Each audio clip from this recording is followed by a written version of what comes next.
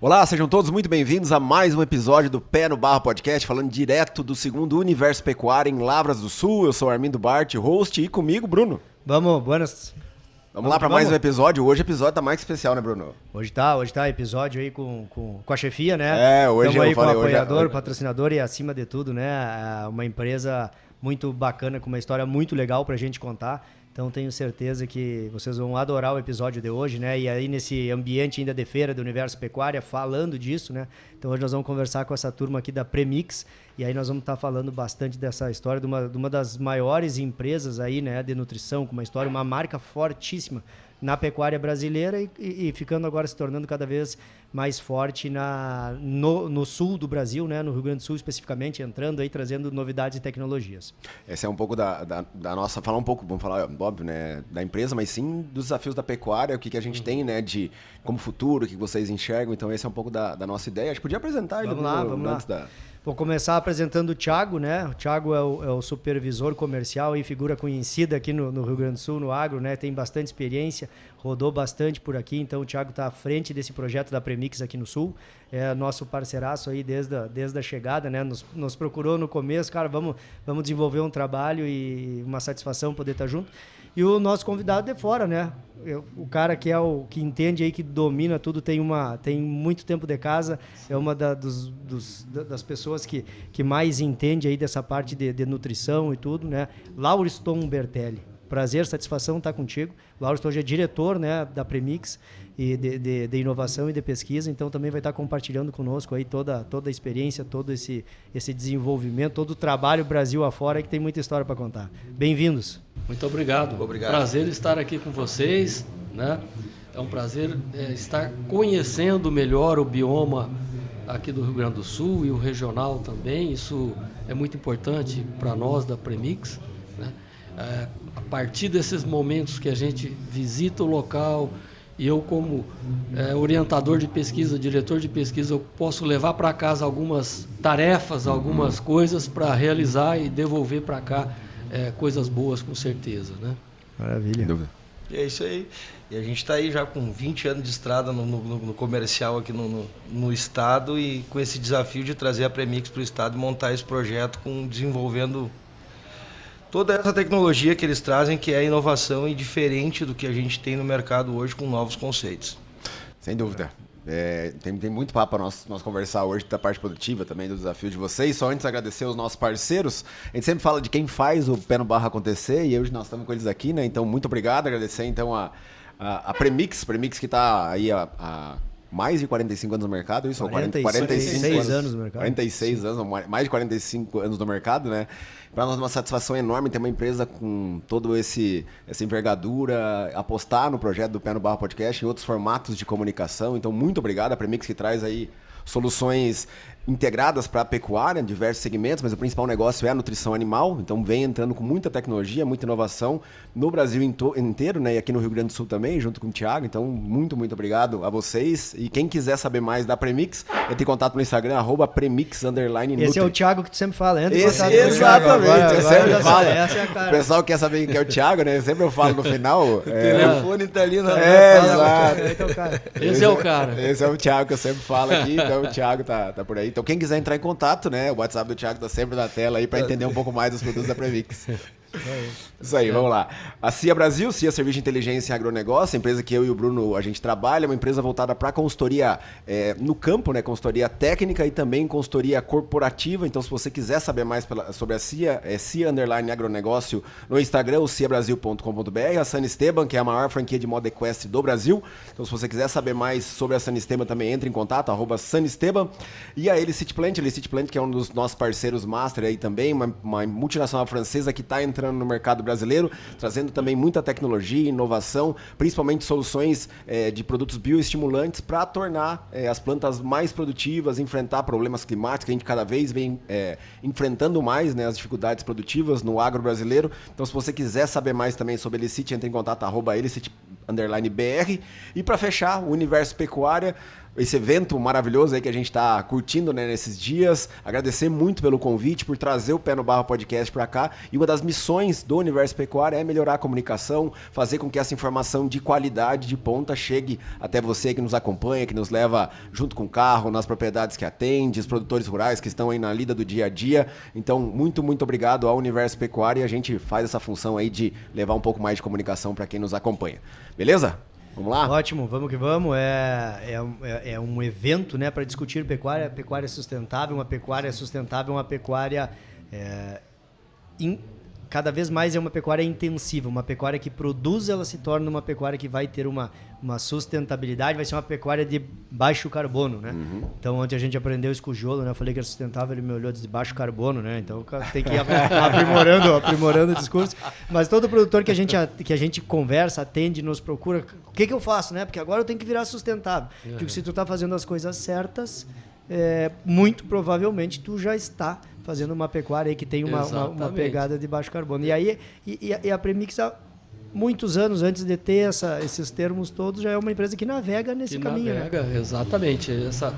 A Premix, ela tem uma característica bem diferenciada, no sentido que ela foi idealizada e fundada há 46 anos atrás, com um DNA de inovação. Então, ela foi fundada por professores universitários, né, na época, e ela nasceu assim, né, e ela desenvolveu todo o processo tecnológico dela, não copiando nada, sempre pensando fora da caixa e tentando trazer uma real solução, e não apenas uma comercialização, algo... às vezes a gente até sofre um pouco, porque às vezes tem gente que quer ouvir aquilo que quer ouvir. E a gente gosta de falar aquilo que tem que ser dito. Né? Tecnicamente faz uma diferença muito grande no futuro. Né? E essa questão toda da sustentabilidade, ela está no contexto nosso há muitos anos, né? E nós temos como foco eliminar antibióticos de dieta dos animais. Então a gente pensa também na qualidade do alimento, a gente pensa na não contaminação do solo, né? Então, há 24 anos, eu estou na Premix há 43. Não que eu seja velho, é que eu nasci lá, então eu estou lá dentro, entendeu? Eu nasci lá dentro. Né? Menor aprendiz. Naquela época podia. Criança a partir de 5 anos já podia trabalhar, carteira assinada, entendeu? Então, é importante isso. Mas nos últimos 24 anos, eu venho pesquisando substitutos naturais para não uso de antibióticos nas dietas dos bovinos. Então, hoje nós temos tecnologia para isso, para confinamento, para boi a pasto, e também, é claro, a hora que você faz uma tecnologia dessa para melhorar desempenho, o baixo carbono está intrínseco. Então, a hora que eu reduzo a emissão de metano entérico do bovino e melhoro o desempenho, eu já começo a fazer uma produção de baixo carbono, né? Então, esse é o trabalho nosso. Então, nós temos muita pesquisa, nós temos pesquisas publicadas em simpósios internacionais. Eu agora estou acabando de vir, fui para Chicago, no simpósio de apresentar uma pesquisa nossa, no simpósio de fisiologia de rumen. Né? Tu comentou que vocês têm a unidade de pesquisa e desenvolvem tudo dentro de casa. Sim, nós temos uma unidade de pesquisa, onde nós fazemos a parte de desenvolvimento e temos parceria com 5 instituições, tanto universidades como centros tecnológicos, para compartilhar conhecimento, que é um dos pilares da empresa, que é compartilhar conhecimento. Então, nós recebemos estudantes de pós-graduação, de doutorado, né, dentro de casa, eles fazem tese de mestrado muito com bacana, a gente. Muito bacana, né? Por sinal, se a gente pesquisa, tem um prédio lá que aloja todo mundo, moram lá dentro os estudantes, né? Então é bem bacana essa interação com o acadêmico. Exatamente. Então nós temos assim, tudo que a gente coloca no mercado, nós já validamos.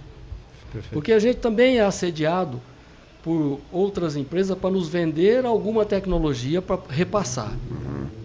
E nem todas são tão validadas assim. Então, nós validamos, experimentamos, deu certo, beleza? Aí a gente vai para o mercado, porque a gente pode defender isso, né?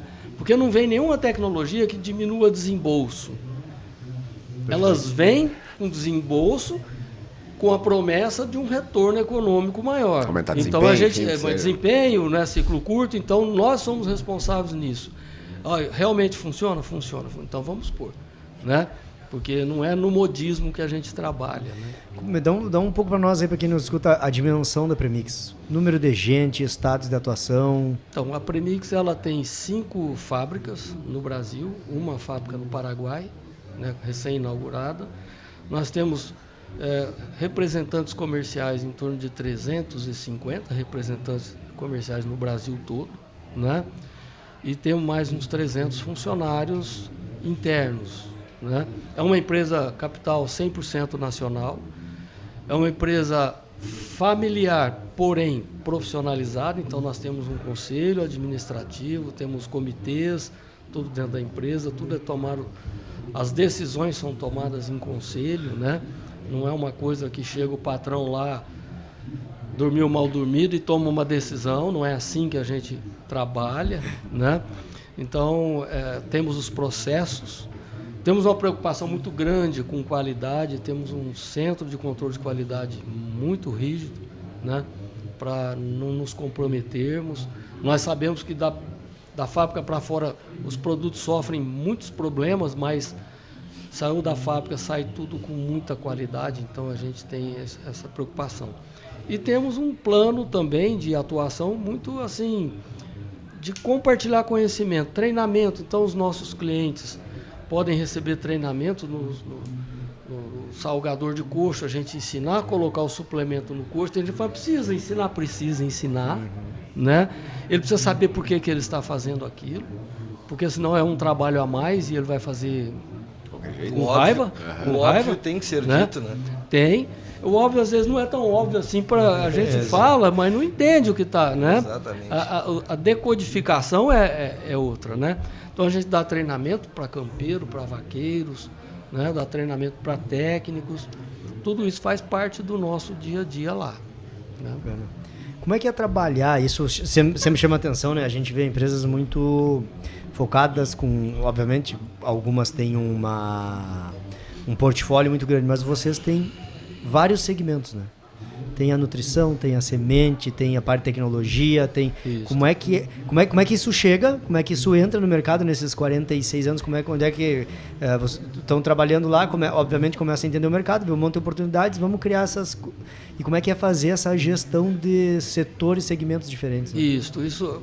A primeira coisa que nós percebemos quando nós fizemos as alterações, quando eu entrei na empresa, eu entrei para exatamente fazer uma pesquisa para redefinir dosagens de microminerais em dietas de bovinos. Naquela época o pessoal falava em fósforo, era o elemento, e tem gente que até hoje só fala disso. Então eu fui pesquisar concentração de zinco, cobre, cobalto, selênio, por exemplo, selênio. Selênio não era usado na nutrição. Foi um trabalho de graduação minha, trabalho inédito, até eu recebi um prêmio nisso, porque o selênio era considerado um elemento tóxico. E hoje o selênio, você toma cápsula de selênio, né, tem aí para vender, né, com outros minerais, participa de substâncias antioxidantes. Então a gente foi construindo isso. Dentro do nosso core, aí depois nós estamos construindo agora o que nós chamamos de ecossistemas de negócios, que são ferramentas para melhorar o desempenho dentro da fazenda, né? Então nós temos softwares para gestão de fazenda, nós temos software para gestão de mini fábricas que tenha dentro da fazenda, porque às vezes o pessoal fala, vou fabricar um produto aqui, comprar um núcleo. Isso não é tão simples assim. Não é pegar esse negócio e bater na enxada e está tudo certo. Então a gente tem essa ferramenta, né? Nós temos parceria com o desenvolvimento de software para leitura via satélite para qualidade de pasto e quantidade de pasto, né? Monitoramento de salgação de coxo via satélite. Então a gente sabe, o produtor pode ver lá de onde ele estiver no mundo a hora que o salgador foi lá e colocou o suplemento no coxo. Entendeu? Então isso é importante, são ferramentas de gestão. E essa gestão toda é gerenciada no departamento de inovações. Então a inovação na Premix não é só o core, é trazer ecossistemas de negócios novos, né, de tecnologias de TI, de inteligência. Também sempre com esse foco no produtor, na fazenda, como que eu melhoro. Que eu melhoro, porque você vai dar um suplemento. Suplemento, o próprio nome já está definido. Ele é algo suplementar, não é para substituir a falta de um capim, de uma forrageira. Aí se eu tenho um software que ajuda a ler via satélite a altura do capim, a teor de massa, teor de proteína, eu já vou saber se vai funcionar ou não. Claro. Entendeu? Então, são ferramentas assim de gestão. O suplemento tem que ir ao coxo e o boi tem que comer. Então, você tem que rastrear isso aí, né? Senão, o produtor gasta dinheiro e não reembolsa esse retorno. Sim, né? Não tem retorno. E perguntar para o Thiago, como é que tá o trabalho então de trazer a Premix? Conta um pouquinho dessa tua atuação, né? E qual que os objetivos, o que vocês estão, e principalmente as particularidades, porque você é um cara daqui, então é importante para entende o mercado, entende as regiões. A gente tá caminhando, engatinhando, porque como o Lauro falou, a gente traz um conceito novo, né? E falar diferente do restante do mercado, ele é mais demorado, porque é um trabalho bem de formiguinha. Eu não converso com o produtor do mesmo jeito que meus concorrentes conversam. Então a aceitação ela fica mais, com a palavra que eu posso usar, repelida, assim, porque tu fala tão diferente de todo mundo. Aí tem uns 50 empresas de nutrição. E a gente é muito treinado lá dentro para não entrar nesse mesmo discurso e levar o que é de verdade. Então, a gente está engatinhando e buscando as oportunidades, indo nos produtores mais tecnificados, mais adeptos e abertos a novas tecnologias para conseguir colocar essa inovação no mercado gaúcho, né? Que é o tal do acesso ao mercado, a gente discute muito e fala aqui, né? Todo mundo, o mercado é grande, é só chegar. Não é só chegar, tem uma baita, mas tu conhece todo mundo, sim, conheço, mas é um produto novo, é uma empresa nova, até tu conseguir conquistar a confiança da distribuição, conquistar a confiança do produtor, mostrar isso tudo, tem uma caminhada, tem um trabalho, né? Ainda mais quando todo mundo tá falando do norte, tá falando do sul, para aí, tá todo mundo caminhando nesse sentido, tu vem me falar para caminhar para cá e fica mais difícil ainda, né? Então... E como aproveitar, assim, tem uma experiência de uma empresa que toda ela, né, voltada sempre foi de sudeste e centro-oeste, né, que a gente está vendo cada vez mais uma pecuária de ponta, uma pecuária muito de coxo, né, Lauro, tu falou nisso, né? A gente sabe que a pecuária do Brasil Central, ela domina o coxo, né? E quando tu vem aqui para o sul é uma coisa que nós não dominamos. Com poucas exceções, a gente não domina o coxo. Poucas. Nós somos mais do pasto e também com problemas, mas é uma pecuária mais a pasto, né?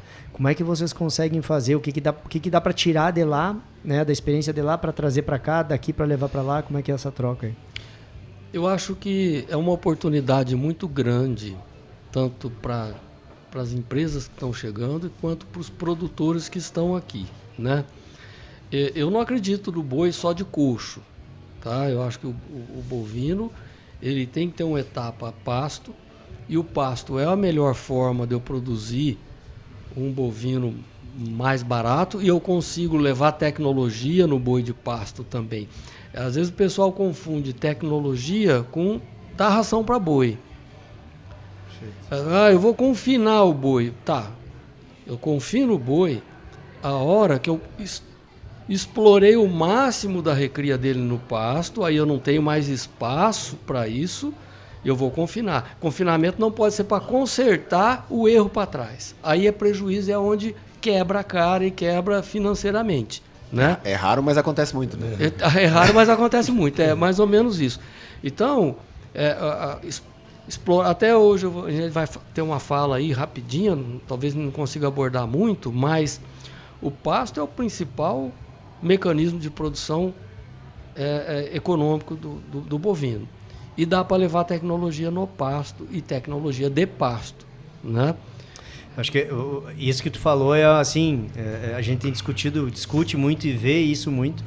E vou ter que ser bem sincero, surpreende alguém de uma empresa falando isso com a lucidez e a tranquilidade que tu está falando, porque a gente vê muitas vezes não tem bandido e mocinho, mas muitas vezes levados pelas empresas de nutrição, um cara que é ineficiente na recria, ineficiente no pasto, e o cara tenta resolver o problema no coxo. No coxo. E aí ele é pior, porque ele não era bom nem no pasto, que era mais econômico, ele leva a ineficiência que pro muito coxo. mais simples da rotina diária no pasto do que no coxo, né? A rotina diária do coxo ela é mais pesada, exige mais cuidado. Exige outro investimento, exige pessoas mais preparadas, você tem vários investimentos prévios ali para entrar nesse negócio, né? Não que a gente vende ração, vende tudo. Às vezes a pessoa fala assim, não, mas esse cara está aqui, é de uma fábrica de suplemento, vai falar de pasto? Não, tem semente de pasto exatamente para poder. É a base, né? E a base é essa. E dá para fazer coisas boas, sim, né? Por que a Premix está há 46 anos no mercado? Porque ela constrói esse conceito de confiança. Porque quando você pega uma empresa com essa idade, ela não é qualquer. Né? Ninguém mente tanto tempo assim, né? Porque a mentira te deixa refém da memória. Né? então você tem que ser coerente. Para conseguir repetir essa história, tem que ser bom da memória. Você tem que ser coerente com aquilo que fala, né? E faz. Né? E eu acredito muito, né? Você fala Centro-Oeste, nós abatemos 40 e poucos milhões de bovinos no Brasil, 46, alguma coisa assim. Desses 46, 18% é de confinamento, o resto é boi de pasto. Então, eu tenho que ter tecnologia para pasto. Claro. Aqui, eu vi ontem aqui, né, no remate, bezerros muito bons, mas, poxa vida, existe hoje tecnologia de nutrição materna que vai melhorar a expressão genética desses animais. Então, tem todo um caminho para ser construído aí com quem tem cria. Né? Conversar de nutrição materna, por quê? E embrionária, porque você vai trazer, o bezerro caiu no chão, ele já está mais evoluído. Começou muito antes, muito antes, é o que acontece aqui no Brasil com as mulheres que têm filhos hoje de 15 anos, 18 anos, 20 anos, né? Que já começaram a ter um pré-natal bacana. A moçada hoje é quase meio metro maior que os pais. Não é porque eles comem melhor depois que nascem, é porque eles foram melhor nutridos no pré-natal. E aí que constrói, até a genética vai se expressar ali, né? Então tem muito disso para conversar, tem muito disso para trazer, né? Porque a gente vê muito investimento em genética, né? Em comprar um sêmen bom, agora, né? Uma doadora, um embrião, e fica ali. É uma compra muito emocional, né? A pecuária, não só a pecuária, normalmente 70% das compras são emocionais. Primeiro compra, depois vê o que vai fazer com aquilo. Né? Você compra carro errado. Silva da Trajano Remates, arrependa-se com ele em casa. Você compra carro errado, você compra casa errada. É cheio de compra errada no emocional. Né? E a genética, ela traz muito isso, porque dá um certo glamour, ela é importante, claro, não tem como, né, você fazer nada sem o melhoramento genético, mas você comprar uma genética boa é igual você comprar, comprar uma genética boa é igual você comprar uma Ferrari. Precisa ter o combustível certo para ela andar, precisa ter gente certa para pilotar, né? Então tem gente que compra e não sabe depois, não tem, aí vai ser gasolina com 30% de etanol, não vai andar. E aí vai ser nesse trecho de estrada aqui que a gente estava falando, não vai andar. Né? Então as coisas têm que evoluir juntos. Né? É isso que a gente conversa muito com o nosso produtor, porque dá para evoluir junto. A pecuária é uma coisa muito complexa. É muito mais complexa do que uma agricultura. Parecendo... Ela é difícil de quebrar o produtor, dá para você tocar mal tocado. Mas ela é complexa. Por quê? Porque você tem a agricultura do pasto, com o bicho vivo em cima, né? Com todas as intempéries. Não é só você plantar ali, cuidar daquela planta e não tem ninguém mais incomodando ela. Aí você tem o ectoparasita, o endoparasita, né? Então é todo um contexto. Tem a bactéria. É todo um contexto, né, do sanitário, ao genético, nutrição e gestão, que tem que caminhar junto. Né?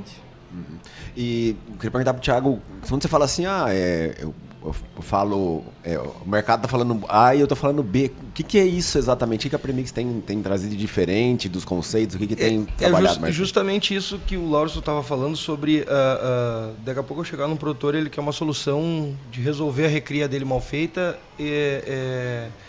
com um confinamento. E ele não tem estrutura nem capacidade para fazer isso. Eu, às vezes brinco, eu digo, se meu chefe me escutar, ele vai me demitir.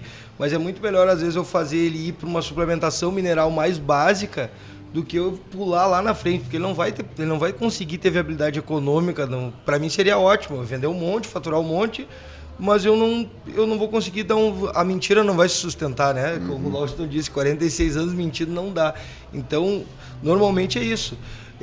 Quer se dar um passo maior que a perna pode dar e eu, não, segura, tu tem que fazer aqui esse primeiro bem feito, porque tu não tem estrutura, vamos lá, a gente tem proteicos energéticos aí de suplementação de 0,3% do peso vivo a 0,5%. O que tu precisa de linha de coxo para botar 100 animais é meio metro para animal, tu precisa 50 metros de coxo.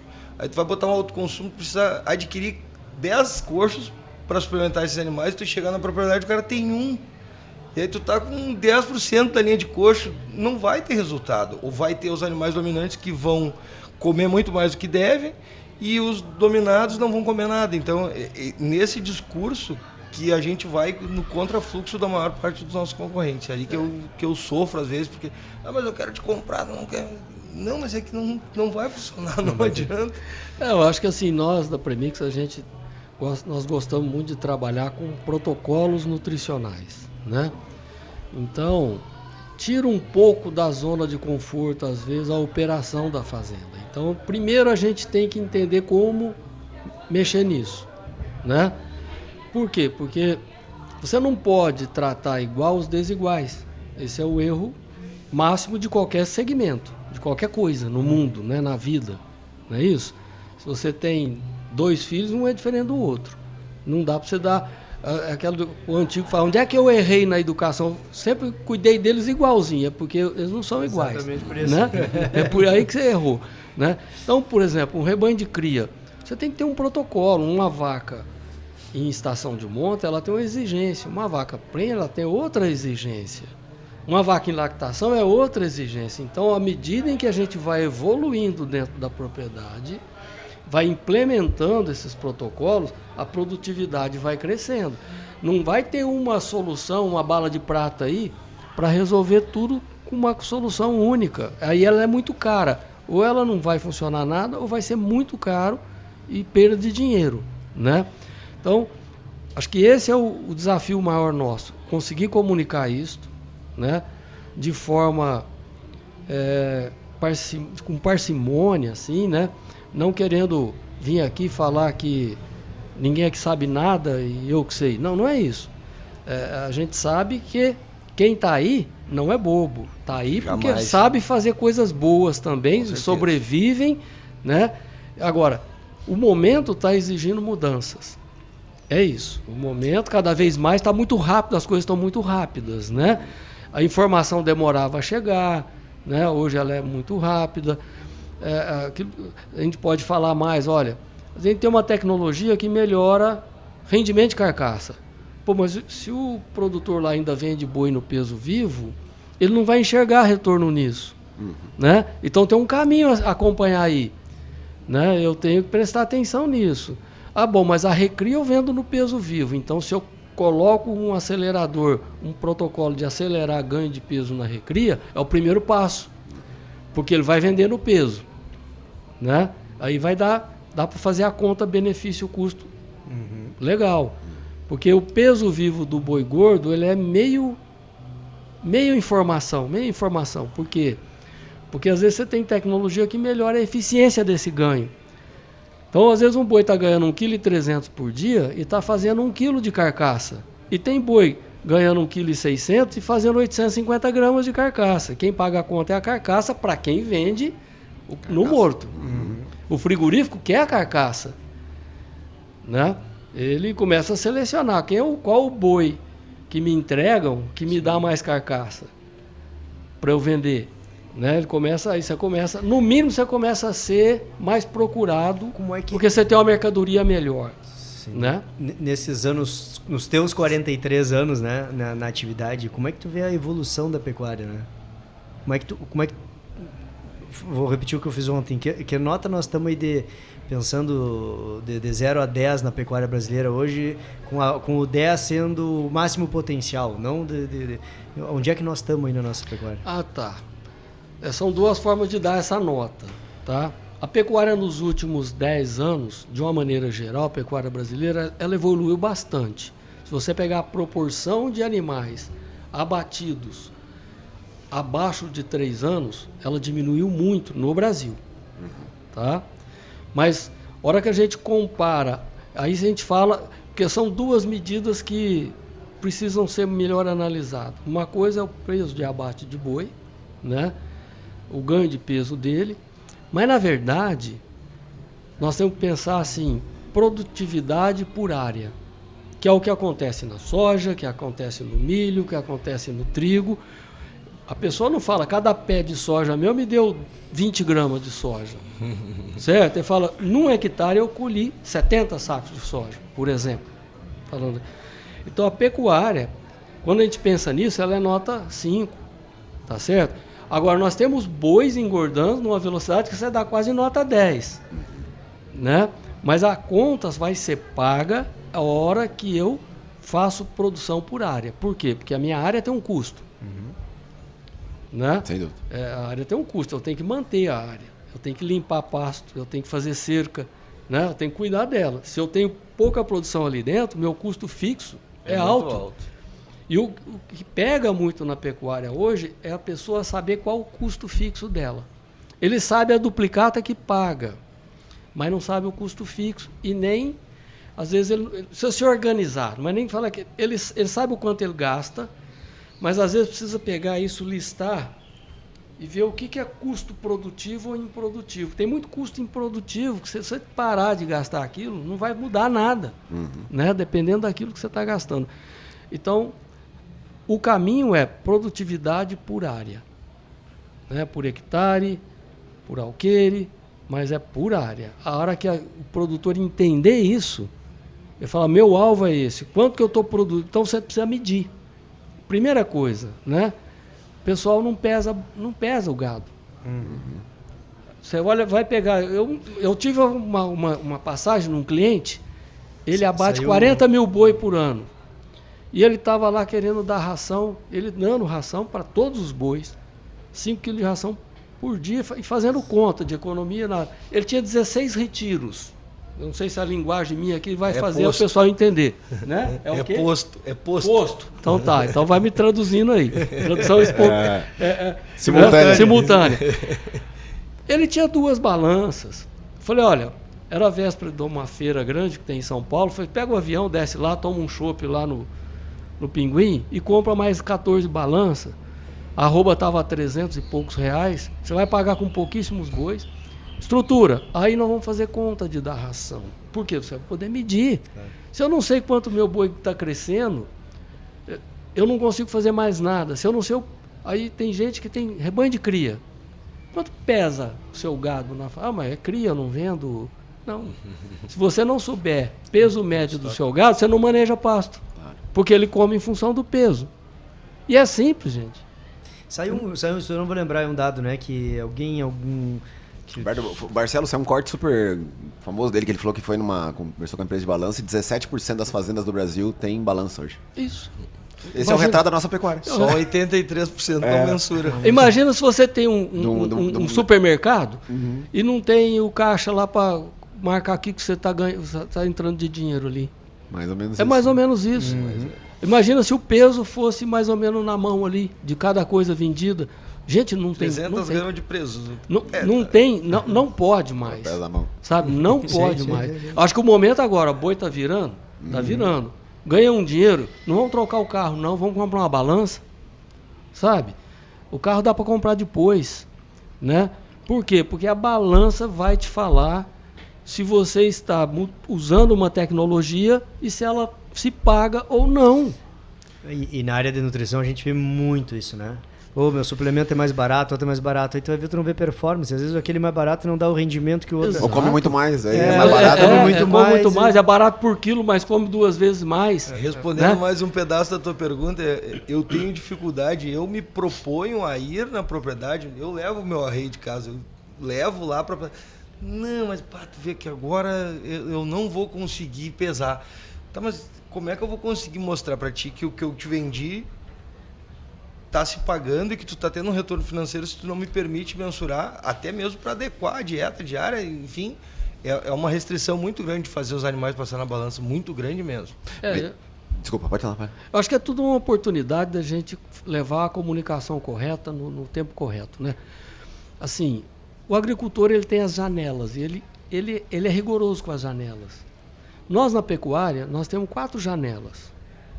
Um período de inverno, entrada de inverno, saída de inverno e início de verão e meio de verão. Se você pegar 3 dessas janelas e usar como referência de desempenho dos animais a pasto, você monta uma curva de crescimento do seu rebanho, você ganha referência e você vai começar a poder falar, agora eu estou pronto para investir na suplementação, na genética, no manejo, porque tem muita gente que compra genética. O que melhorou? O gado está mais bonito, mais uniforme, ótimo, é uma questão visual, mas isso não paga só a conta, né? Não vai pagar. Tá mais bonito. Tá mais bonito. Padronizou. Isso. Não, e essa coisa assim também de falar do... Lógico que a gente tem falado muito de profissionalização, né? Cada vez mais o setor passa, a pecuária vem sofrendo por essa coisa de não quebrar ao longo do tempo, né? Isso, querendo ou não, deixou a gente um pouco mais não tão afoito assim por aumentar a produtividade que a pecuária. Só que agora vem sofrendo pressões da agricultura. Tive um evento há pouco em Rondônia e a soja vem entrando com uma velocidade. Ela praticamente dobrou a proporção, que ainda é pequeno, em 5 anos dobrou a área plantada. Não precisamos ir tão longe. Aqui no Rio Grande do Sul a mesma coisa. Então, a pecuária nossa vem sofrendo. Então, se não aumentar o índice de produtividade, infelizmente a pecuária vai acabar perdendo espaço, como tá perdendo todo. Vai sair do negócio, não tem jeito. E uma coisa só que eu queria falar é essa coisa de olhar, porque muita gente, e esse talvez é um dos nossos grandes males, é olhar pro indivíduo na pecuária. Todo mundo olha pro indivíduo. Quanto que eu tô ganhando pro meu boi? Quanto que eu tô ganhando na minha cabeça? E por cabeça. Quando eu olho só por cabeça, eu acabo limitando muito o meu investimento, porque eu não olho pro hectare. Porque automaticamente, quando eu passo a olhar pro hectare, eu vou ter que diminuir a minha margem, porque eu tenho que aumentar o investimento, eu diminuo a minha margem, só que eu vou produzir muito mais, giro mais dinheiro, e no final das contas, a margem é menor, só que a quantidade de dinheiro que sobra no meu bolso vai passar a ser maior. Sim, é muito maior. Né? Então, se o pecuarista não entender que o caminho é esse, vai ficar difícil ele se manter no negócio. Ele vai ter que ceder para a agricultura, alguém vai tomar conta daquilo lá. Né? E a agricultura é um ensinamento para a gente. Né? Hoje porque lá na Premix a gente não desenvolve só produto, a gente desenvolve técnicas de produção. A gente tem sistema de recria que, com algumas práticas de conservação de forragem e algumas correções de solo, a gente consegue produzir 30 arroba por hectare em 11, 12 meses de recria. A média brasileira é 4, e tem lugar aí que é 2,5, 3. E isso é viável. Então, a gente leva também esse conhecimento e ele é adaptável, dá para adaptar. Não, mas aqui é diferente. Claro. Né? A do vizinho é diferente. Quando a gente chega num lugar, a primeira coisa que houve, aqui é diferente. Você veio lá de São Paulo, aqui é tudo diferente. Eu sei que é diferente. Mas vamos com calma. Deixa eu enxergar, às vezes eu posso ajudar o diferente. O que faz, né? o que faz o bom produtor? A gente invariavelmente pega os erros, pega o que não faz, pega o que... E talvez o oposto é o... Mas na experiência de vocês, com quem vocês atendem muito a fazenda.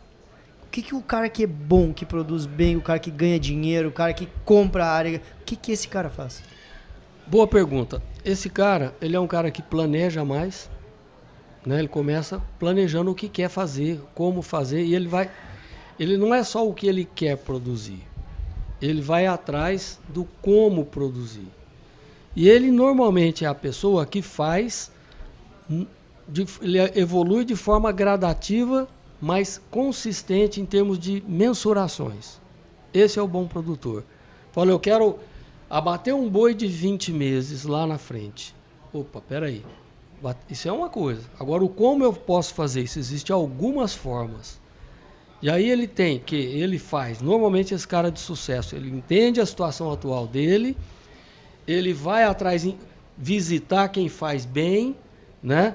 E ele começa, não, eu vou primeiro bater de 24 meses, na outra safra de 22 meses, até chegar no de 20 meses e eliminando os pontos limitantes. Esse é o produtor que está aí e que está evoluindo, né? Esse é o que está ficando. E não é o grandão, não é o muito pequenininho. Tem gente pequena, tem gente grande. Tem gente média. Média, bons produtores. Não é o tamanho que faz essa coisa. É claro. Por quê? Porque para você mudar, você tem que ter investimento, né? O tamanho, quem sabe, às vezes, permita mais e uma velocidade, coisa, né? E o que é importante, ele enxerga de forma holística. Ele não vai numa melhoria só, né? Tem gente que fala assim, eu vou adubar pasto. E aduba pasto. Bom, aí não tem dinheiro para comprar o boi para pôr lá dentro. Aí ele não conserva a forragem para o inverno, ou para seca, né? Período seco, ou do inverno.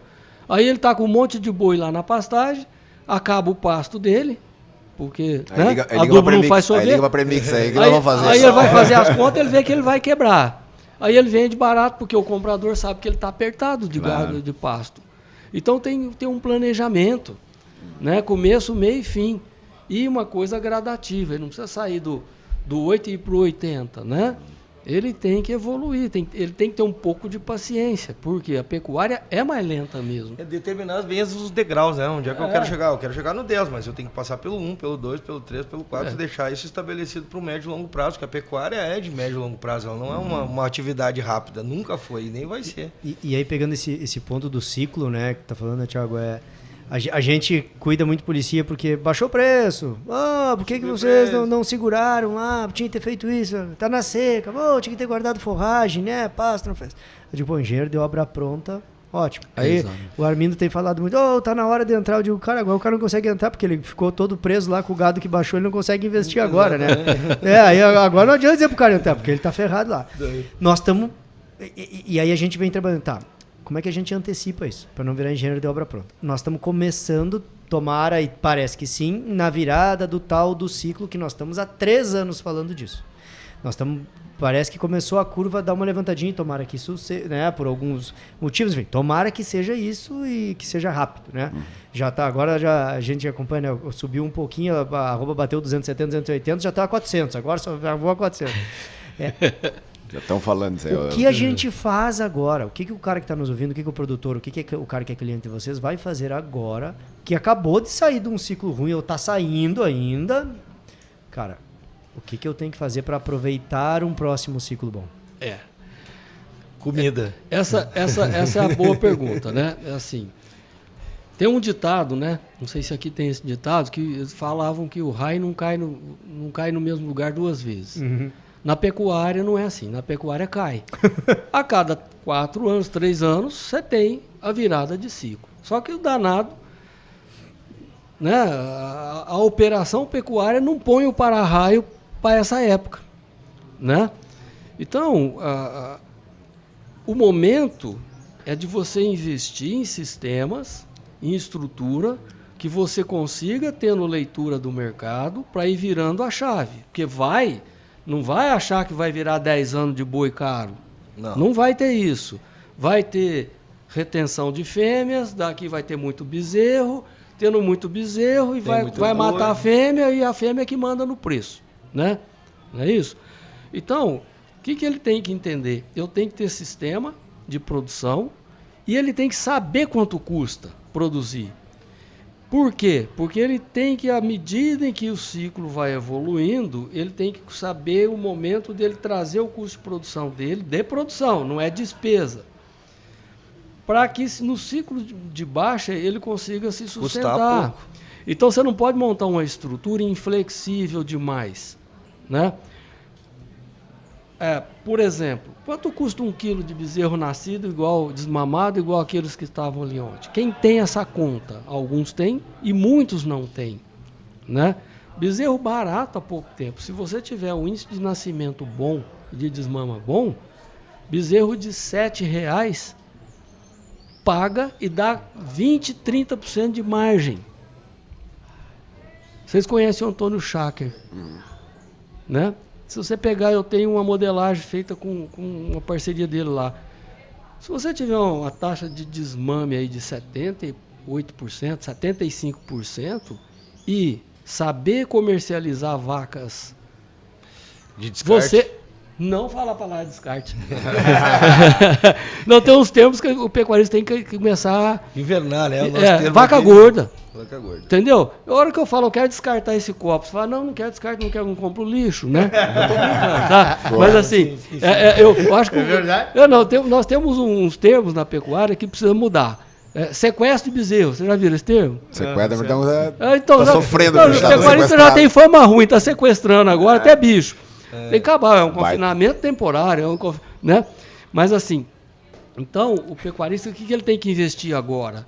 Investir em balança para saber quanto ele consegue produzir, investir em entender, conseguir produzir, aprender a conservar forragem, tá?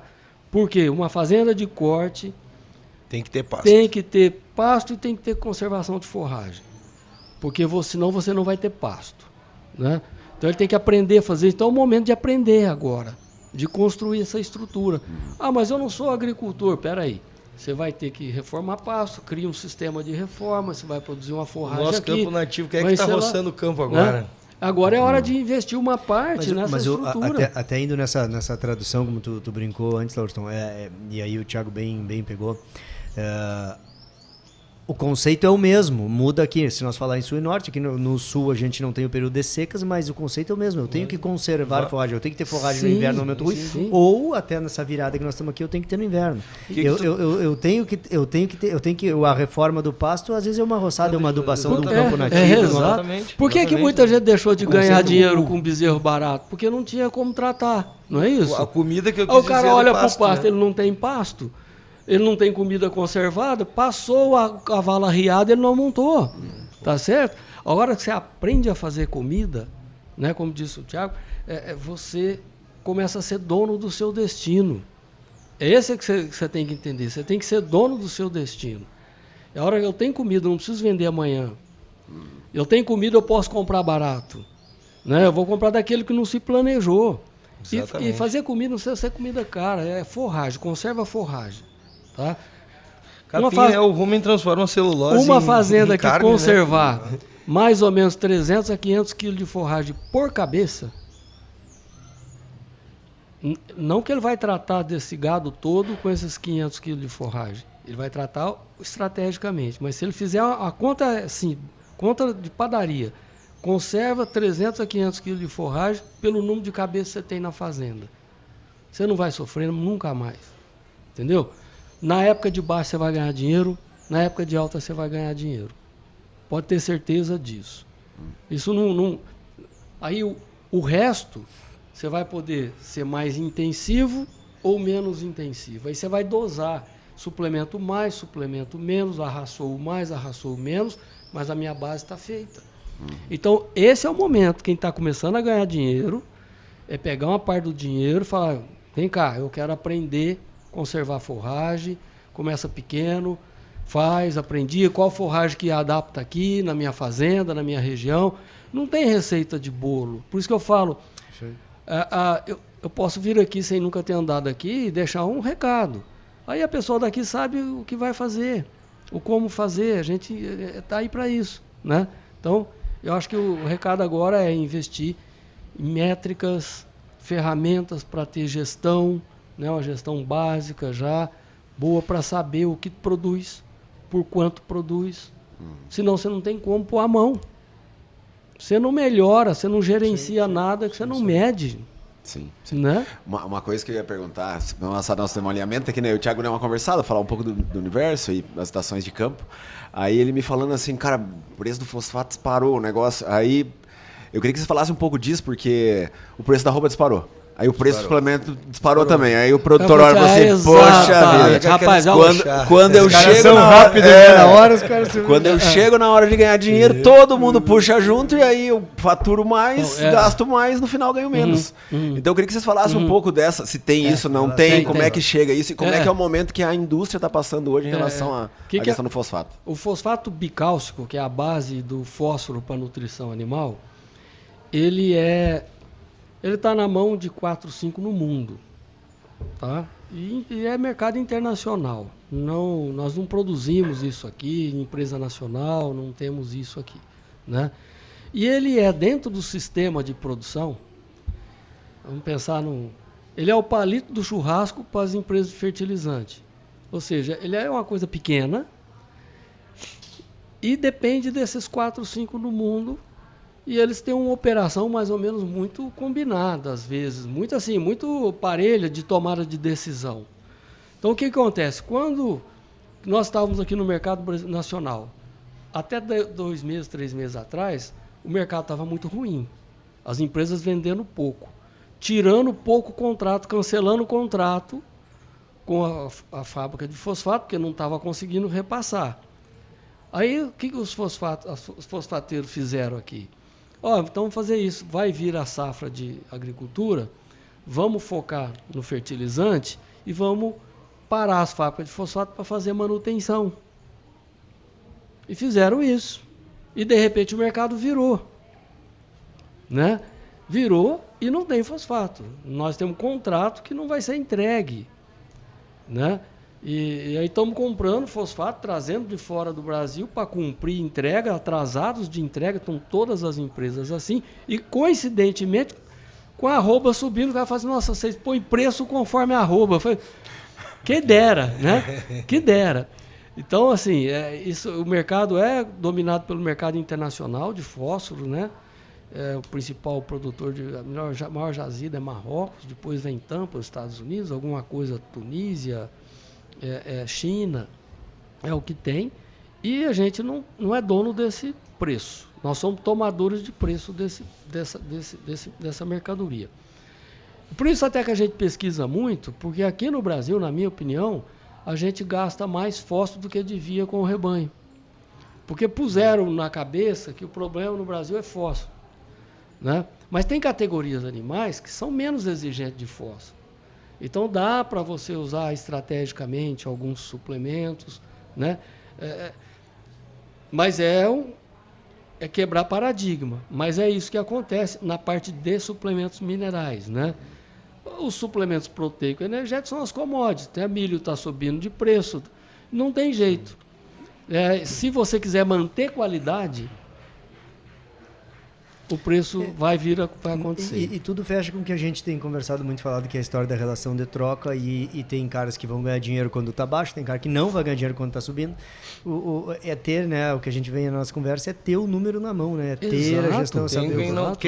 Tem quem não vai ganhar dinheiro nunca, porque ele não sabe nem quanto está ganhando. Então, eu ia fazer uma análise antes, que vai de encontro com o que o Lauro está falando, porque que a soja vem nos esmagando quanto pecuaristas, né?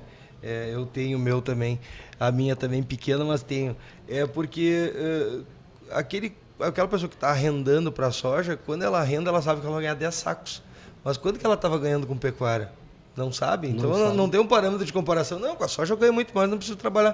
Tá, mas quanto é que tu estava ganhando com o teu gado? Eu não sei, porque não sabe quanto produz por área. Com a soja ela tem a certeza dos 10 sacos no arrendamento, né? Então é difícil de competir com isso porque não se mensura, né? Sim. A suplementação mineral, por exemplo, um rebanho de crias, pensando só em suplementos minerais, menos de R$200, você faz uma suplementação de minerais de ponta para uma vaca. Cabeça ano, né? Cabeça ano. Cara, isso aí te dá 4, 5 pontos percentuais de bezerros nascidos a mais, se você fizer bem feito, brincando, fácil. Quanto custa 4 bezerros a mais? Hoje aqui seria, que eu vi ali, vezes 3, 4, 12, né? 12 mil. Num rebanho, que você ratear, paga o suplemento. Tá certo? Paga toda a suplementação. Mas para você fazer isso, você tem que estar organizado. Eu tenho que ter métricas. Eu tenho que saber quantas vacas eu ponho em serviço. Eu tenho que saber quantas que eu inseminei. Eu tenho que marcar o que nasceu. Eu tenho que marcar o que morreu. Aí eu tenho domínio. Aí eu sou o senhor do meu destino. É isso que eu estou querendo dizer. Sem informação você não consegue, né? Então, é aí que o recado mesmo, sabe? Porque senão fica difícil vender tecnologia e a pessoa também não consegue entender como ela vai pagar essa tecnologia. A tecnologia, perfeito, a tecnologia ela vem com educação, né? Vem num nível, tu precisa educar para poder usar a tecnologia. E, por exemplo, quem não mede, imagina se eu pego e eu ponho uma suplementação que custa 30% mais barato.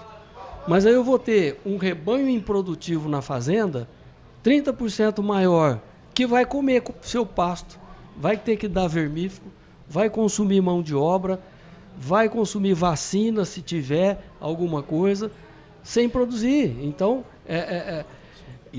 as métricas são fundamentais. E falando de número, né, a gente vai falar um custo de uma suplementação diária de uma vaca é bem menos de R$1 por dia, né? Vamos lá, vai custar 60 centavos aí animal dia. Mas a mão de obra custa 30, o sanitário custa 30. Então... E tu vai gastar a mesma coisa de sanitário com enfim, então tu acaba... diluindo. Diluindo. São duas coisas que você não pode abandonar do radar nunca, né? Sim, duas pontas, tem outras. Mas se você vai tratar bem o rebanho, invista na genética na mesma proporção. Porque um boi ruim come igual um boi bom. Ponto. Uma vaca ruim come igual uma vaca boa. Não é isso? Se você investir em genética, você tem que dar comida para essa genética. A genética diz o quê? Eu não nasci para passar fome. Eu nasci para você tratar bem de mim e eu vou te retornar em lucro. Isso é genética. Aquela coisa, não, esse boi, essa genética aí é rústica, aguenta geada, não aguenta pasto seco, come... O famoso touro da exposição, esse é rústico aqui, pode levar que ele não tá lustroso. 60 dias depois vai para casa, se ele levar para casa, ele tá lá parecendo um cavalete lá. Né? Não tem jeito, isso não existe. Você vai comprar uma semente, né, de soja, seja de qualquer coisa, o cara que está te vendendo ali vai falar assim, que tecnologia que você vai usar? Vou usar a tecnologia A. Então não é essa semente, é essa aqui. Já tem esse direcionamento na agricultura. Muito claro. Mas a do pasto não precisa adubo nem nitrogênio, não precisa fertilizante de base, é diferenciado. E uma coisa, até eu vou falar um pouquinho aqui hoje, uma coisa que a gente tem que mudar, outra linguagem que a gente tem que mudar com o pecuarista. Ele começar a chamar pasto de biomassa. Não tem pasto. No final produz energia em forma de carne lá na frente. Exatamente. Essa palavra biomassa já entende quantidade também. Massa. Porque pasto é pasto. O que é pasto? Para uns, pasto é um gramão ali, aquilo ali é um pasto. Tá verde ali é um pasto. Né? Essa grama que nós estamos vendo aqui. Agora eu falo, eu vou produzir biomassa.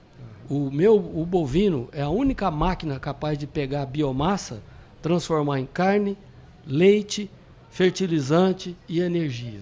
Não existe uma máquina mais moderna que essa. Tá? Então, a hora que o produtor começa falando, eu tenho biomassa, ele vai começar a olhar assim para o pasto e falar, puta, não tem biomassa. Ou tem um capinzinho ali, isso não é biomassa. Entendeu? Às vezes a palavra é mais intuitiva. Pode ter o bio, mas a massa não tem. A massa não tem. Não, tá falando biomassa, eu estou imaginando uma braquiária, um paredão, né, cara? Então você começa a ver. Eu não estou enxergando, não consigo enxergar uma. O que é um pasto? Capincaninha. Né? Porque assim, a hora que o que é um pasto bom para mim? O boi, como é que um boi pasteja, né? Ele vai com a língua e apanha ali uma quantidade de capim e joga para dentro. Então, um pasto bom é aquele pasto que você chegar lá com a sua mão, simular a língua do boi e sair com muita folha, isso é um pasto bom. Agora, se você precisar puxar folha por folha, imagina um boi encher a barriga com isso. Ele não é igual um cabrito que pega folha por folha, né? É diferente. Então, esse linguajar que a gente leva às vezes para um campeiro. A hora que você vai falar para o teu patrão como é que está o pasto, se está bom, você tenta catar folha. Se você não pegar a folha, meu filho, fala, acabou o pasto. Tá feio. Não tem pasto, tá feio. Avisa antes. É isso aí. Não deixa. Né? Não, tá certo. Deixa eu, assim, a gente tá caminhando, tu tem palestra para dar aqui na sequência. Uhum. Eu queria tocar um pouquinho no fator P, para Uhum. conversar, explicar um pouquinho, que eu acho uma baita de uma tecnologia que nós vamos ouvir falar muito, cada vez mais. Uhum. Queria abrir esse parênteses antes da gente se encaminhar para o fim. Beleza. O fator P é uma tecnologia nossa, né? É exclusiva Premix, ela foi desenvolvida em 20 anos. Ela está na 3ª geração. Eu comecei a pesquisar esse material há 23 anos atrás. E ele começou a surgir com a minha indignação do uso de antibióticos. Eu achava que um dia isso ia ser cobrado. Não que os antibióticos não funcionem, mas eu acho que ele tem que ser usado com parcimônia, sob receita médico-veterinária, com tempos curtos de uso. Ninguém sai tomando antibiótico como preventivo, né? Então, eu comecei a tentar achar e também achar uma tecnologia nacional, criar, para a gente não estar pagando coisa em euro ou em dólar, nada contra as multinacionais, mas às vezes a nossa pecuária não suporta, em determinados momentos, comprar uma tecnologia que é precificada em euro e em dólar, porque nós não vendemos assim, né? Então eu desenvolvi essa tecnologia, é uma tecnologia natural. O core desse material é uma nanomolécula de óleo essencial, ácido graxo essencial, não é óleo essencial, ácido graxo essencial. O óleo essencial é a essência. O ácido graxo essencial, ele fornece moléculas essenciais ao organismo. Ômega 3, ômega 6. Então ele é rico nessas nanomoléculas e ele modula a fermentação ruminal e faz o animal produzir mais energia com a mesma dieta. Então, principalmente energia de forragem. E consegue reduzir o uso de antibiótico até zerar o uso de antibiótico em confinamento, por exemplo, ionófilo ou alguma coisa similar, né? Consequentemente, ele reduz a emissão de metano entérico. Então, nós conseguimos, nos últimos 20 anos, um dossiê técnico. O Ministério da Agricultura nos deu um certificado de aditivo zootécnico natural, que melhora desempenho, pode substituir antibiótico e reduz metano entérico. Então, é talvez o único aditivo com todas essas características registrado no país, né? E ele aumenta ganho de peso, né? Então, em condições normais de pasto, a gente consegue pôr aí 100 gramas, 120 gramas a mais num boi que ganharia 600 gramas, ganhar 700 gramas. Então, isso paga muita conta, né? Além de reduzir o gás de efeito estufa, né? Então, a arroba produzida, como tu fala mesmo, Lauriston, é 35% a redução, né? É a hora que a gente pega esse ganho de peso e o que ele reduz na erutação, né? Porque o metano não sai pelo pum do boi, né? Tem muita gente que... Eu já vi até desenho assim, né? Sai pelo arroto do boi, pela erutação. Ele reduz em torno de 13 a 15% o metano entérico em percentual e aumenta em 15% o ganho de peso. Então, a arroba, o quilo de carne produzida, ele é com 30% menos metano. Porque o que nós temos que buscar? Acelera numa Não é só reduzir percentual de metano na erutação, no entérico. É produzir mais alimentos com menos emissão de metano, diminuir carbono, né? Excesso de carbono. O carbono não deve ser diminuído, né? A gente tem que entender isso. Nós temos todo um bioma que precisa de CO2, a planta requer esse CO2 para respirar. O orgânico tem base de carbono, né? Então a gente... existe muita confusão aí, não, tem que acabar com o metano. Não, esses gases fazem parte do ecossistema, eles têm que continuar, nós temos que minimizá-los, né? E entender sobre isso também, né? Então o fator P é uma tecnologia que hoje, atual, quando eu comecei a mexer, me chamavam lá na empresa, eu quase fui demitido. É que eu rezava muito lá, né? Porque os caras é louco, inventando moda, porque ninguém queria falar disso, né? Há 20 anos atrás. Não existia essa conversa, né? Então, ele é um produto que gera lucro, né? Agora, a redução de metano veio como uma coisa secundária aí. Então, ele é 100% atual, né? Tanto é que a gente está com negociações para mandar para fora do país e tal.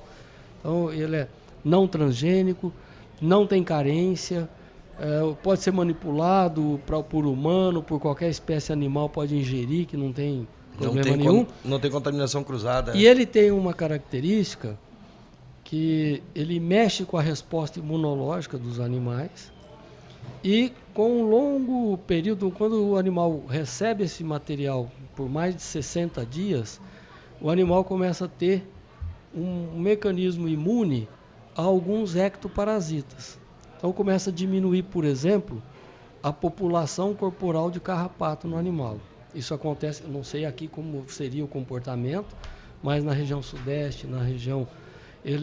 o carrapato não chega na fase adulta, não vai eclodir, né? Não vai ovipor, e vai diminuindo a população e espaçando o uso do carrapaticida. Isso é muito bom, porque... Aqui a gente vive um problema seríssimo, né? Para o controle do carrapato. Isso é muito bom porque você usa menos o produto, o veneno, né? Porque não queremos que a empresa que tem o carrapaticida não venda. Para ela também não é muito bom usar, porque vai criando resistência, o ambiente vai ficando contaminado. É o que a gente está enfrentando hoje. O vaqueiro vai se contaminando também, né? Então a gente consegue esse espaçamento, né? Então a gente estuda isso, já tem tese de mestrado defendida, reduzindo em 60% o uso de carrapaticida em vacas de leite, da raça holandesa, né? Um animal super sensível. Né? Eu agora estou com um experimento lá só com animais da raça holandesa. Até eu ia levar Angus, mas aí peguei holandês mesmo, tudo PO, filhos de touro conhecido, para ter o efeito genético resolvido também, né? E nós desenvolvemos uma tecnologia que é um alimentador artificial de carrapato, que não existe. Para poder o quê? Tratar o animal, pegar o sangue, coloca no alimentador artificial e a gente vê o que acontece com o carrapato, até para poder melhorar isso, tentar esse efeito secundário passar a ser alguma coisa de valor para o nosso cliente, né? Ele não é um repelente, vou repetir, o carrapato suga o animal e morre antes de ficar na fase adulta. Então vai diminuindo aos poucos, vai ter sempre o carrapato na fazenda, o carrapato não vai acabar, né? Acho que nem pode, né? Porque senão o animal fica muito sensível.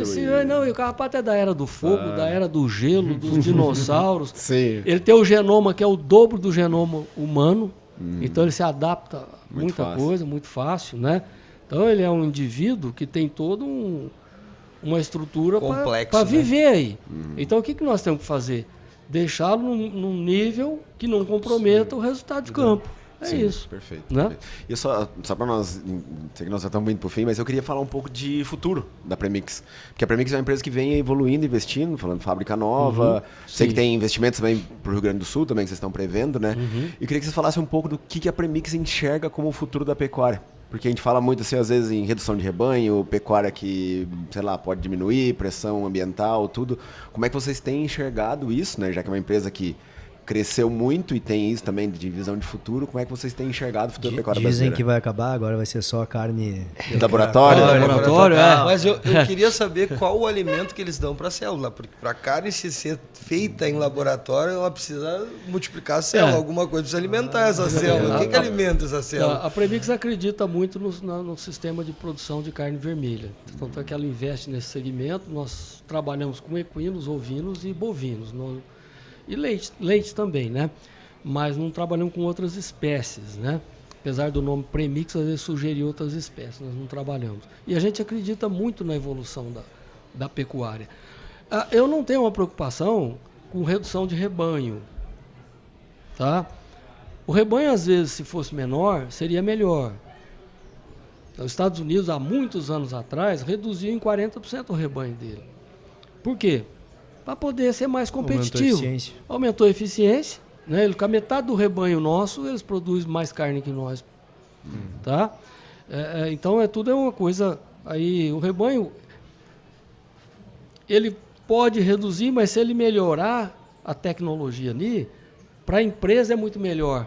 Para nós vamos vender mais tecnologia. Claro. Né? Não estou querendo que diminua, mas se ele continuar grandão e ainda melhorar a tecnologia, bom também. Né? Bom também. Mas nós não temos uma preocupação dessa redução. Ela não vai ser drástica. É claro que alguma coisa de agricultura toma espaço, mas o agricultor está aprendendo a fazer carne. Né? E aí ele começa a ser eficiente também. Antes o agricultor não fazia carne, agora está fazendo carne também. Então a coisa vai mudando de mão, né? Então nós acreditamos muito na carne vermelha. Eu acredito que a carne vermelha é a carne do futuro. Até porque é a carne que não concorre com o alimento humano, né? Se você pegar outras espécies aí, o que essas espécies têm que comer para produzir são coisas que nós comeríamos, né? Então, isso aí... O Brasil é o país que tem vocação para carne vermelha, é um dos poucos que tem vocação a custo competitivo. O americano produz muita, mas é tudo à base de grãos, né? Você vai na Austrália, você tem um monte de deserto, né? Aqui onde você quiser, você produz. Então, nós temos uma vocação para produzir uma carne de qualidade, uma carne de custo que o mundo precisa comer ainda, custo bom, custo barato, digamos assim, dentro do padrão de carne vermelha, né? Claro, carne vermelha, ela tem que ser um produto mais valorizado do que outras carnes. Você vai no mundo afora, quem come carne vermelha? Quem tem poder aquisitivo. É uma carne mais cara para produzir. Exato. Né? Você pega Tempo, uma porca tem 14 tetos, pare 14 leitões. Uma vaca tem 4 tetos, só pare um bezerro.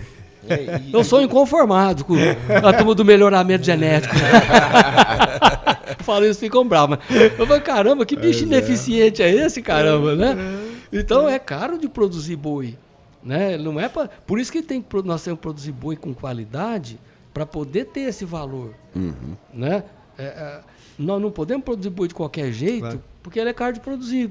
Boi mal produzido ele é mais caro do que o boi bem produzido. Então, nós acreditamos no mercado, estamos investindo, somos hoje talvez, em empresa nacional talvez a maior, o resto tudo já está sendo comprado por multinacionais. Por quê? Porque o potencial é muito grande. Só para vocês terem uma ideia, o que se vende de suplemento no Brasil, se nós pegarmos e dividirmos a dose recomendada daquele suplemento por cabeça dia, tá? Dos 230 milhões que dizem ter aqui, somente 100 milhões está sendo suplementado. Então tem espaço para crescer absurdo. Mas 50% não é suplementado? Você não vai enxergar não suplementado, mas mal suplementado é quase todo mundo. Entende? Aí o cara não tem um coxo, né? Tem que ter coxo. Sim. Volta lá na base. O produto sair da fábrica não significa... O produto sai da fábrica, ele vai para o galpão, mas do galpão até o coxo não significa que ele vá. Ou se ele vai com qualidade, né? Então isso impacta muito, né? Então, assim, a gente volta lá no que é óbvio, no que é básico. No que é básico. Fala, não, põe aqui num coxinho, aí o boi vai lá, lama um pouquinho, volta um pouquinho. Dá a importância de não deixar faltar. Faz que eu faço, como é que é? Faz que eu trabalho. Faz o que eu falo. Não, faz que eu trabalho, faz que eu pago. Né? Tô fazendo de conta que tô dando ração aí, tô dando suplemento. Fazendo de conta que tá suplementando. E a coisa não é. Sabe, é uma coisa mais para consciência do que realidade, né? Eu não quero que o produtor que esteja nos ouvindo fique bravo comigo, mas é uma chamada mesmo para... Nós precisamos mudar isso, né? Precisamos mudar isso. Por quê? Porque é uma espécie que ainda é alvo de crítica porque tem mau uso de espaço. Né? Nós temos que usar melhor o espaço. Terra, velho. Terra no mundo inteiro ela é rara. Né? Quem tem que explorar bem. Né? A gente, às vezes, em alguns setores da nossa ineficiência, porque a gente é tão... foi tão agraciado com tanto espaço, com um clima tão bom, com tanta coisa boa. Quando a gente pega outros países, né? A gente, Nova Zelândia, Austrália, os caras fazem, olha lá os Estados Unidos. Cara, os caras fazem porque eles não têm, porque eles estão ferrados, ou eles fazem aquilo ali, ou botam algum tipo de tecnologia, ou vai confinar, ou vai fazer... Porque o cara não tem outra alternativa. A gente tem tudo aqui. Aí quando a gente vai lá buscar a última alternativa que o cara tiveram que ter, né? Pra gente trazer pra ele, tem tudo aqui que podia ser bem mais tranquilo. Essa facilidade nossa de produção a gente paga um preço. Nos traz, né? Então, a hora que a gente vê, a gente fala, esse ano vai ser bom de chuva, então nos acomoda, né? Menos. Nos acomoda. O ano que vem o inverno vai ser tranquilo, né? Eu vejo muitas vezes a gente está conversando e tal, o cara fala assim, não, o clima esse ano está atípico. eu paro assim e falo, eu nunca vi um clima típico no Brasil. Cada ano tem o inverno, uma vez um período ele é mais longo, outro ano ele é mais curto, mas ele vai existir. E vai ser atípico todo ano. Se você não entender que ele tem uma elasticidade ali de comportamento e não se preparar para isso, você vai ser traído por não planejar, né? O atípico vai existir, não tem jeito, não é redondinho, não é um reloginho, né? E a biomassa tem que fazer muita parte do teu planejamento. Tem que fazer. É um desafio que eu estou lançando, chamar biomassa. Não é mais capim, pasto, não. Pasto você joga até futebol no pasto. Boa. Que a gente fica com um monte de... Baita conversa, né? Fica com um monte aí de provocações, né? Acho que fica com um monte... A biomassa é uma delas, né? Vamos pegar isso aí para... Mas eu acho que fica nessa questão do rebanho, de a gente ser mais eficiente, planejamento, gestão, né? Uma série de coisas. É bacana quando a gente escuta isso de pessoas que têm um profundo conhecimento, que estão na pecuária, estão na atividade há muito tempo, né? E vocês como empresa de venda teriam tudo para ter outro discurso. Cara, vamos lá, vamos botar nutrição, vai pro coxo e tal. Cara, não. Isso aí vai acontecer, mas eu preciso que tu melhore a tua base para ter toda a eficiência. Então isso faz todo sentido. E é o que corrobora para estar 46 anos, né, aí no mercado, e que venham outros 46, 50, né? E os ciclos vão vir, não adianta, vai ter altas e vão ter baixas. Vai ter seca, vai ter chuva. Não, isso aí vai acontecer e você tem que estar preparado para isso, né? Nós sofremos com o ciclo de baixa. Claro, muito. Sem dúvida. Todo mundo para de investir nessa... É uma cadeia produtiva, né? Abaixa as commodities. Abaixa commodities... Eu vendo um suplemento barato, é a mesma coisa de um produtor vender um bezerro barato. Meu custo fixo está alto e eu não consigo passar isso. Eu tenho que vender conforme o mercado compra. Então nós estamos sempre no mesmo barco. Não tem o barco do rico e do pobre aqui. Está sempre no mesmo barco. Essa coisa do fosfato agora, nós estamos tendo que receber fosfato mais caro, mas temos suplemento vendido que vamos ter que bancar. E não tem conversa, se não tem um caixa para suportar e um planejamento, fecha as portas, né? Então é assim que funciona. O negócio é trabalhoso para todo mundo, né? Mas tem que trabalhar, né? Tem que trabalhar, não tem jeito, não adianta você mudar de ramo, porque não é mudar de ramo que você melhora, né? Você melhora, você mudar a eficiência sua. Você mudar de história ramo, assim, tá mal o casamento, troca de mulher. Vai resolver o problema? Não vai. Se o problema é você pode casar com a mulher que for, que ela não tem culpa. Entendeu? Você vai continuar ruim ali, né? Então não tem jeito. É só mais um ciclo. Tem um amigo que diz, a próxima só piora, não adianta. Não, mas não é, né? Você que é ruim, não. Se você tá trocando e não tá funcionando com nenhum, é porque você é ruim. Não adianta, cara. Não acho uma boa. Né? Pega a que tá lá com você mesmo, tenta ajeitar que vai viver feliz a família, né? Mas é isso. Não, muito bom, maravilhoso. Eu gosto muito dessa conversa também de mudar o nível da pecuária, né? A gente tem conversado muito, óbvio, a gente tem evoluções, mas a gente precisa crescer para mudar o nível de discurso. Nós temos que discutir outras tecnologias, temos que discutir a parte do negócio em si. A gente ainda segue muito básico. E o range é muito diferente. Tem produtores muito bons, mas e a gente tá muito nivelado por baixo, né? Então a gente precisa fazer essa caminhada, esse salto. E infelizmente, alguns vão seguir e outros vão acabar ficando para trás, mas a gente tem que sempre e puxar pelos que estão à frente, né? E não sempre olhando para a ponta de baixo. Eu olho isso como um copo meio cheio, né? Quando falam, aqui tá assim, é uma oportunidade. Quem sobreviveu desse jeito até agora, se der um passinho para frente melhor, entendeu? Tá garantido, é isso que eu estou dizendo. Né? É claro que agora o passo tem que ser um pouco mais rápido, que as coisas acontecem mais rápidas, né? Mas é um passo, outro passo, depois outro passo, e só vai crescendo, né? Eu vejo com muito bons olhos, nós estamos aqui, sabemos a dificuldade nossa, porque a gente chega até ter a confiança, chega para falar de conceitos um pouco diferentes. Se for para fazer o mesmo, não dá para sustentar, ficar aqui, a gente sabe disso, né? E então a gente quer trazer coisa melhor.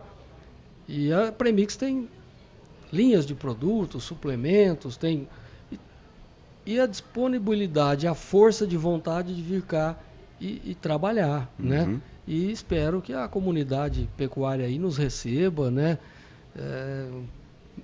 A gente não precisa de muito, algumas oportunidades já vão ser suficientes para a gente começar a pôr o pé aqui, para depois até poder investir mais aqui, né? Não dá para você montar uma fábrica aqui se eu não tenho mercado, né? Então, eu preciso criar um mercado.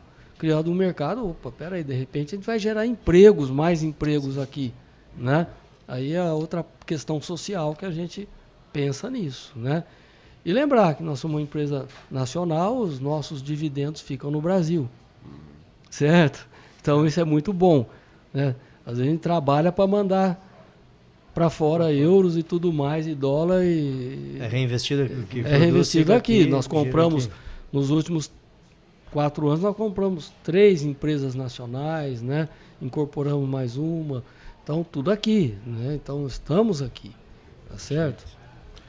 Beleza. Show de bola. Muito bom. Ótimo. Baita.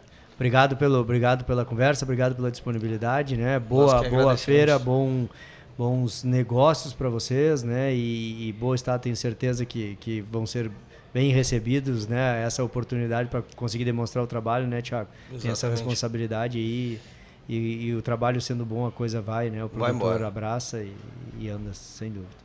Perfeito. É isso. Beleza? Beleza. Obrigado por apostarem também na gente, né? No nosso podcast, na comunicação no agro, né? De fazer um jeito diferente de dar mais informação para os produtores. E nós agradecemos a oportunidade, né? E estamos juntos aí, vamos continuar nesse esforço grande aqui, mas vamos. Vamos para cima. Vamos em frente. Sou teimoso, nosso Beleza? Obrigado a vocês que acompanharam a gente até agora. Espero que tenha gostado do episódio tanto quanto a gente. Não esqueça de nos seguir nas redes sociais, @pé_no_podcast, todas as redes. Não esqueça, final de semana, né, de baixar os episódios para levar com vocês de carona no carro, enquanto viajam ou nos plantios. Nos sigam também nas redes sociais, Armindo Bart, BP Quadros. Grande abraço e até o próximo episódio do Pé no Barra Podcast. Valeu! Valeu.